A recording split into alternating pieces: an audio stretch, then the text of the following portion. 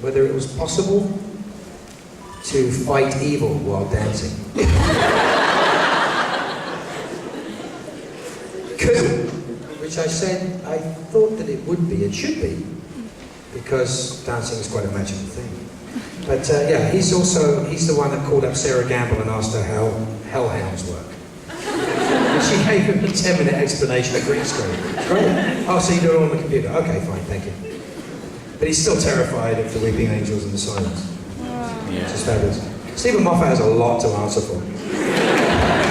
To walk into your kid's bedroom, see a crack in the wall and go, that could be a crack or a hole in the fabric of time and space. I mean, imagine being his kids. So I can't blink. I can't remember all the bad guys I've ever seen, and the crack in my bedroom wall is a hole to which we're all going to disappear someday. Thanks, Dad. Sick man. Brilliant sick man. Sick man. Could we see Jim Sterling joining Nate's crew? No. Talking about leverage. You haven't seen, what do you call it here? Leverage. Leverage? What you get is, tough, I'm doing the best I can. Critique.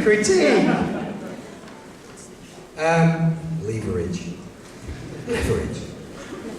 So yeah, on leverage, I have a nice juicy role on leverage, and no, I don't know if he can join the team. Maybe, I don't know. It's up to John Rogers. Ask John Rogers. He'll answer you. He also wrote Transformers too, which makes him very cool. Get that, will you? My mom. Hi, I have a question. Okay, I saw you first time. There you go. Sit down, me. It's like, where's Waldo? It really is. So. Okay, I have a question. So, as an actor, you've clearly gone for a lot of sci-fi roles. At those stages... You're an actor or I'm an actor? No, you're an actor. Oh, as an actor, as me? Oh, okay. Yeah, you as an actor, sorry. I've clearly gone for what? More sci-fi roles. I've gone for whatever they'd offer me, trust me. Okay, well, on that note, are you at the point... You're at the point in your career where you can, you're still choosing your roles, or you're getting asked to play these roles? If that makes sense. You don't have to answer. I've got I don't quite understand it. What's the real question? What's the real question? Yeah. What? Yeah. You're picking and choosing. Pick and choose? Yeah, to some extent. I mean, a lot of stuff was written for me. You know, Roman Lampkin was written for me in Battlestar. That's an amazing thing. I did an audition for Doctor Who. I got a phone call saying, would you like to do Doctor Who? I'm like, when? So you're just as big of a geek as the rest of us. Deep down. Absolutely. Great story. I mean, I was explaining this to the TV channel, right? I was explaining this to Channel 3 were asking me, and everybody talks about us, fans, because I'm a fan. Everybody talks about us fans like there's something wrong with us. But we're weird and we dress up in furry uniforms. And we have congress with each other in strange ways that require something that they couldn't possibly understand. And the truth of the matter is this, there is nobody under the age of 60 that hasn't been impacted in some way by science fiction or fantasy. There's nobody. I was trying to pitch this. I said, you know, I said, just think how much courage it takes to be a fan and put on a costume that actually tells people, it puts your heart on your sleeve and tells people what you're a fan of. It's an amazingly brave and courageous thing to do. And this is from people who sometimes are so scared they won't even put a sentence together. But they will still show the fandom that they love, which is incredible to me. I think it's beautiful. And to have people outside it, pretend they're outside it. They only choose to be outside it. They still watch it. They all watched Star Wars when they were 12. You know, it's the same people, and they all watch good sci-fi and good fantasy. I think there's something wrong with people who don't, actually. In some ways, they really do. I think it shows a massive lack of although you could say Jersey Shore is really a sci-fi. In some ways. The horror. Or a horror movie, yes, I know. But the thing is, we're no different. We're just smarter. Right? Don't you think? I mean, one thing about a sci-fi audience or a genre audience or a genre-specific audience is by actually agreeing to show up in the same place as other people, you're pretty much guaranteed there's going to be a debate. And if there's going to be a debate, that requires some level of intelligence. I've never seen groups of CSI fans dressing up as cast members of CSI. Not a common thing. I've seen sci-fi fans dress up as cast members of CSI just for fun. But that's a different thing. Because it's funny. But, you know, and conversely, as I said, I've never seen a gang of sci-fi geeks or freaks robbing a 7-Eleven. You don't tend to be violent and aggressive. So therefore the guy stabbing the other guy in the neck at Comic-Con was like, wow. He must have been really upset. He must have taken his seat. He saved 2 seats. But we're special. Yeah, we're special. Because if you think of all the guys that write the characters for me, you think of me, and you think of, you know, I'm a fan. I've always been a fan. I love this. I love what we do. The telling of stories, the singing of songs, the being silly, you know, the love of it all. And it's done with heart, and it's done with love, and it's a massive, massive, massive big deal. My dad's favourite quote about acting is a great, I'm going to use the S word. So if there's anybody little here that's not allowed to hear the S word, put your fingers in your ears and pretend I never said it. Young actor went to Richard Burton, Sir Richard Burton. If you don't know who he is, go look him up. He's incredible. And said, Mr. Burton, how do you do the acting? How do you do the acting? And he said, that's easy, son. You give the other actor your whole heart. And if he doesn't give it you back, you kick the shit out of him. And that to me is what we do is about. That's what Ron Moore and Sheppard, Narain Shankar, Joss Whedon, all these people that I've worked with over and over and over again, they have that same feeling. It's their whole heart. If it's worth doing, it's worth investing your whole heart and everything you care about. Bionic Woman, the worst series ever made in history that I'm in, was made with someone's whole heart. Just because it failed didn't mean that's what we started out to do.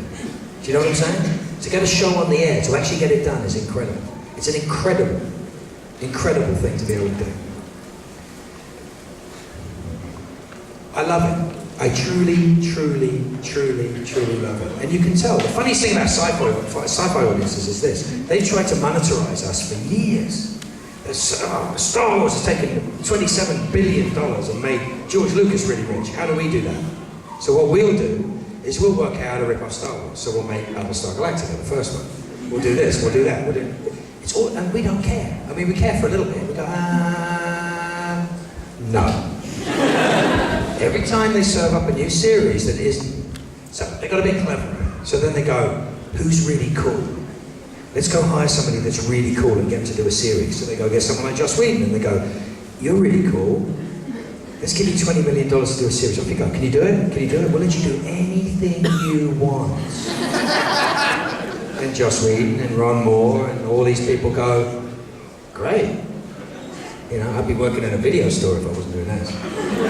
They're like, okay. And they go out to do. I can do anything I want, right? I can, anything? Anything I want? Okay. Sure.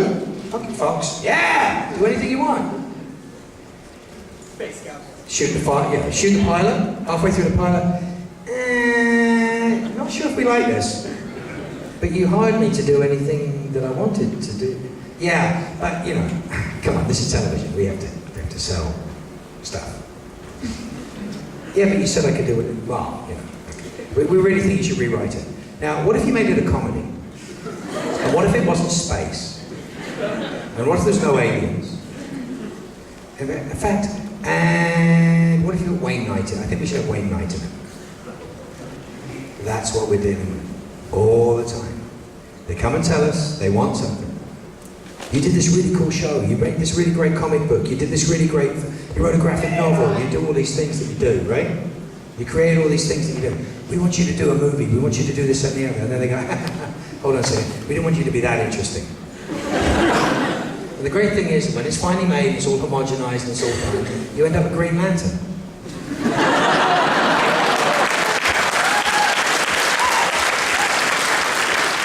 One of the best directors in the world made that film. It's a disaster. It's the worst movie I've ever seen. I think the fact that nobody actually quite pointed out to somebody that if you have 1,000 or 3,000 superheroes and they've all got special powers, why don't they just all gang up and beat the crap out of the bad guy? Instead of sending the one guy because he's working out what honour is. Yeah. At that point they lost the plot with me as well. You know, how do you get Sherlock made? Not the movie, the TV series. How do you get Sherlock made? Even Mark Gatiss go, as far as I know, anecdotally, go to the BBC and go, we're going to do Sherlock Holmes. And the BBC go, why? Well, we want to.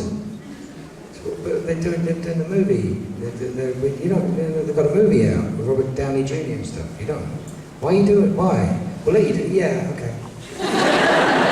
And we want to set it in the present day. Oh, God.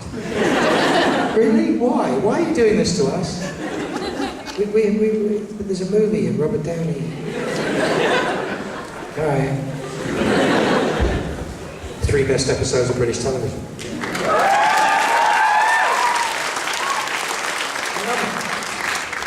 No, there's brilliant people in networks too. There's brilliant people in the Sci-Fi Network. There's brilliant people in NBC. There's brilliant people in there. And that's the fight. The fight is to get it out there. The fight is to get it to happen.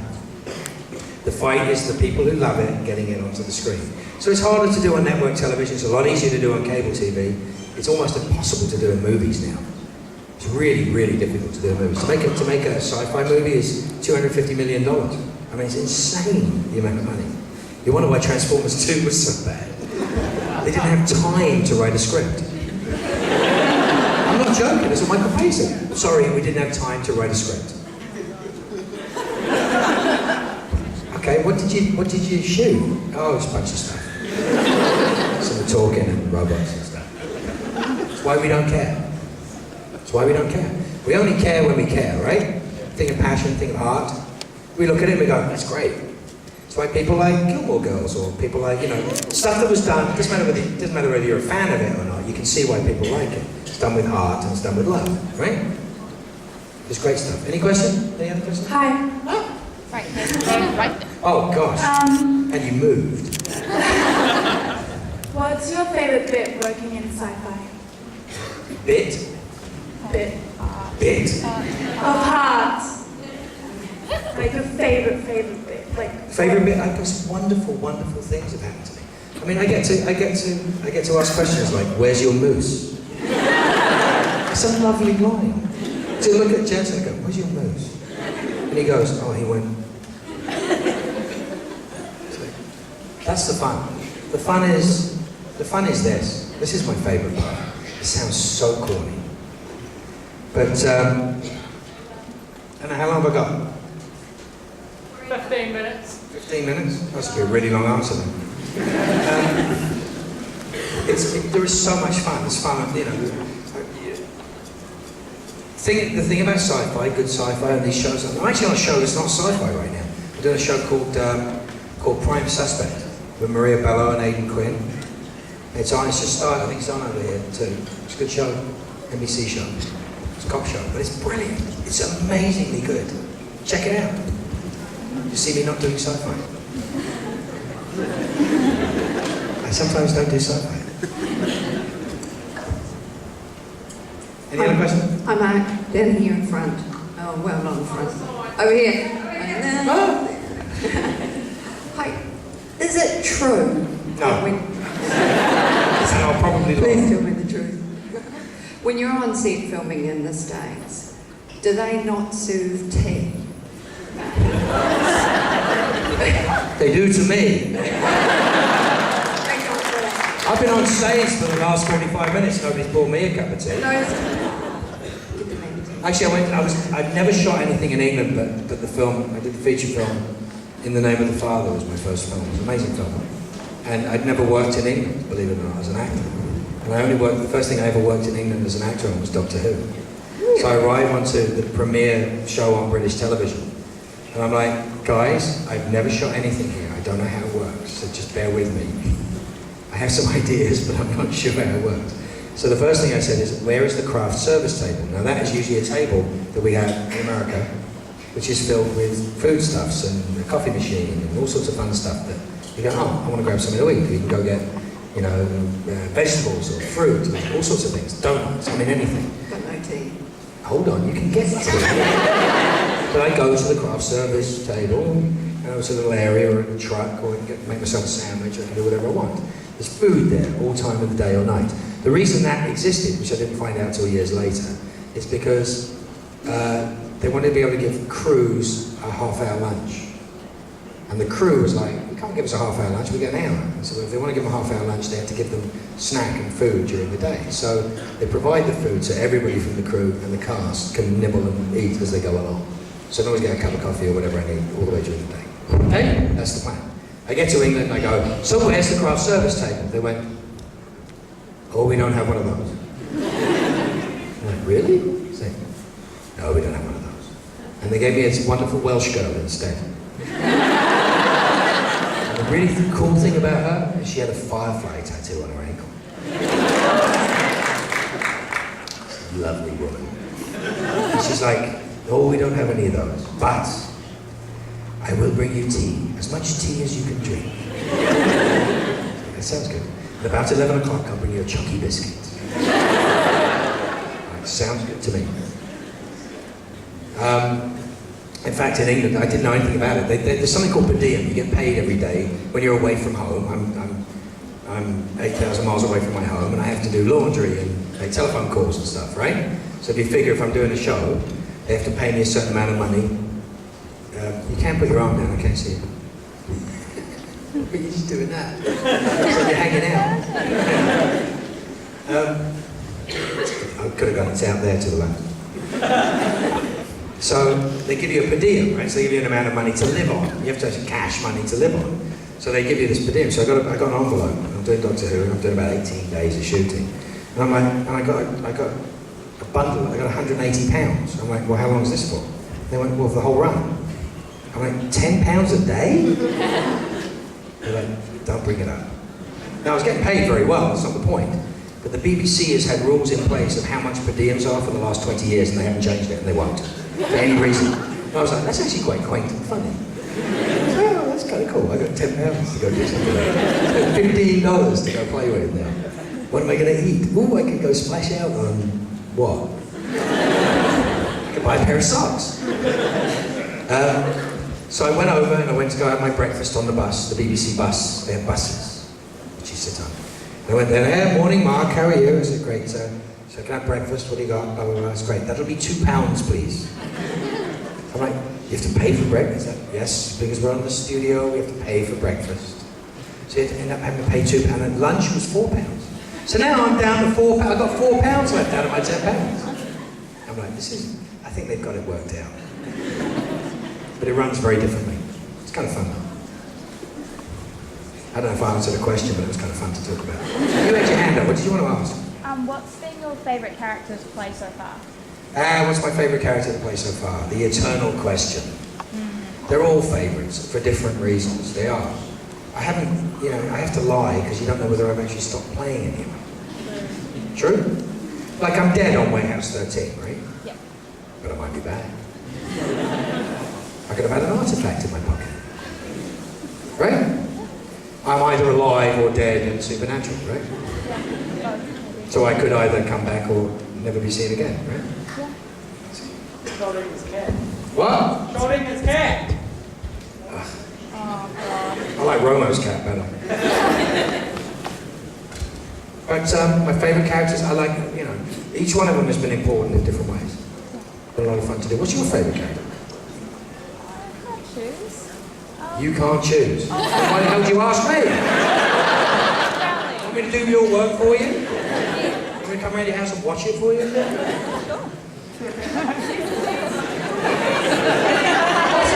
Oh God, it's a mob. You must all learn to think for yourselves. Flashes of Syria for a minute. What's going on? Next. What is the role you're recognised most and why? Right now? Yeah. Depends how old you are. If you're 9, Doctor Who.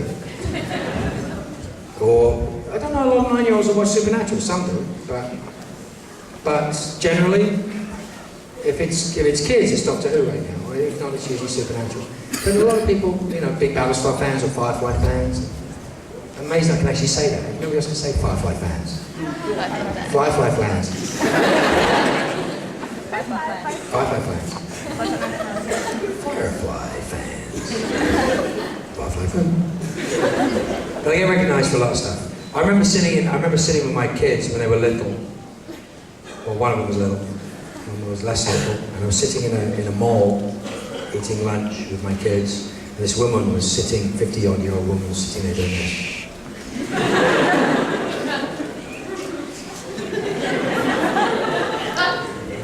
And my kids are like, some woman staring at me. I'm like, yeah, I see it.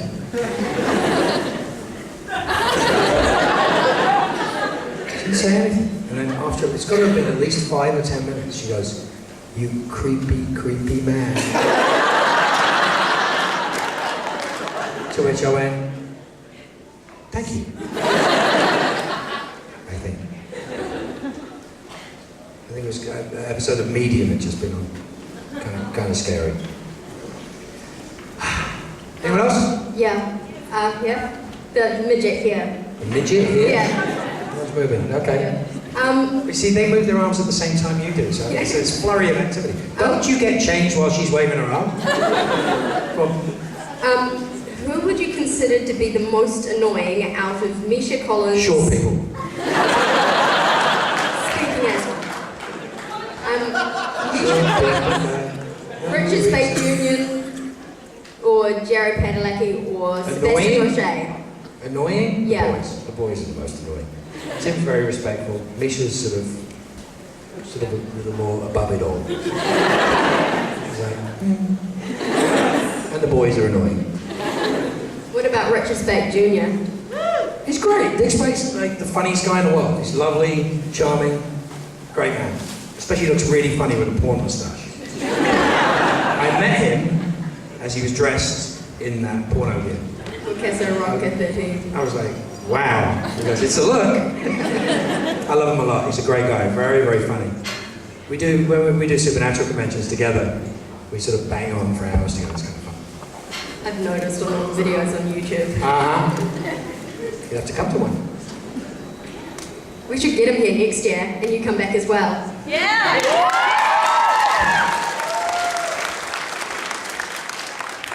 I'm actually on February the 4th, I think, and 5th.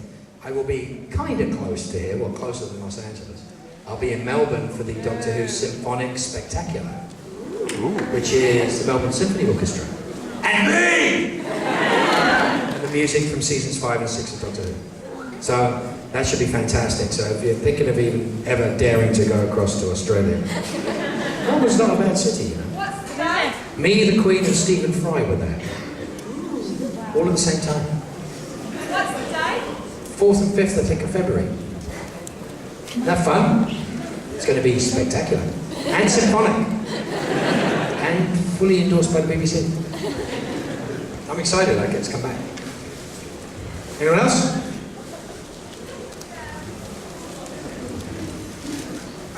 Your character, Doctor Who, Kenton, is there any chance that we will see him in series 7? Asked and answered, sir. That's okay. Maybe. I don't know. We'll see.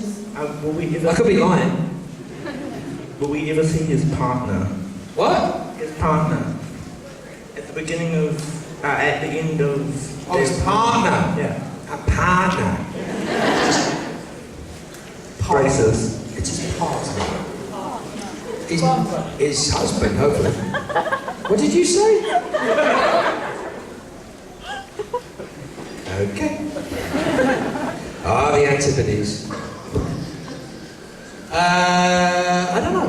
You have to wait and see from Stephen. We're coming close. Come on, give me some questions. What was your favourite scene to shoot in Supernatural? To shoot? Smacking that poor guy over the head with a crowbar was fun. That was actually Jared's double that I was hitting with a crowbar over and over again. There's only supposed to be one hit. I looked at Barbara and I went, nah. He's going Joe Pesci. I said, really? I said, yeah, it needs to be violent and nasty. And if you're actually going to see Crowley do anything physical, it has to be something really nasty, basically. And that's like, you just had the look on Jensen's face when I did it. It was like, whoa. That's the sound he makes a lot, actually. Whoa. That's like baby in a trench coat. It's hysterical. Put your powers to sleep. Baby in a trench coat. Anyone? Yeah, with one of the reasons that Battlestar Galactica is one of my favourite shows is the strong production values. Right. I've been on a number of shows that have very strong production values, like Firefly. Maybe not so much Doctor Who, but I was wondering. Excuse me? How dare you, sir? You flew to Utah to make those first 2 episodes. Amazing production. In your opinion, what show has had the strongest production values that you've been part of? None of them got enough money. None of them had. If you're doing Battlestar, there's never enough money to do what they're doing. The special effects were incredible for what it was they were doing. The visual effects were incredible for what they were doing. You know, Firefly, they built it, but there was never really enough money to, you know, to take it further. There was probably more going on as far as sets with Firefly, the building in front of the ship. All that stuff was like amazing standing sets. But I mean, this kind of reminds me of Battlestar. It's sort of like this, about this size. Whoa, hello. No. Could have brought a real camera. Production value, I mean, I don't know. I mean, they're all different. I mean, BBC does different things than everyone else. The budgets are always pretty small. Are we almost done? Getting close? A couple more? Mark, after the fantastic first story arc for Romo on Battlestar Galactica, did you have any trepidation about coming back to the character? Yeah. I hated the dead cat episode. Hated it. Everybody hated it. Ron hated it. He was busy directing something else. Yeah, little. Because when somebody writes something for you and creates something that broad, the really interesting thing is after that, people think that they can write it knowing what the result is. And instead of just writing it wide open, leaving it for you to do the work. So it can be really difficult to come back to something. But the writing of Battlestar in general was so good that it was always a pleasure to do. So I was always excited to do it. I'll take one more and I'm gonna finish up with something. Yes? If you could get someone to narrate your life, who would it be? Be me. Why would it be anybody else? I would narrate my own life. Why? Stephen Fry. Fabulous. Fabulous narrator. I get Stephen Moffat to narrate it, which would be fun. Make a series about it. Now I'm going to tell you guys something. It was a mumbling, get ready for the next person to come in. I'm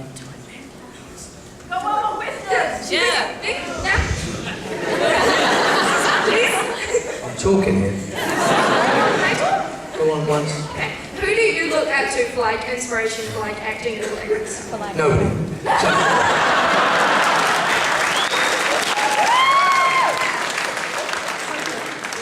There's so many.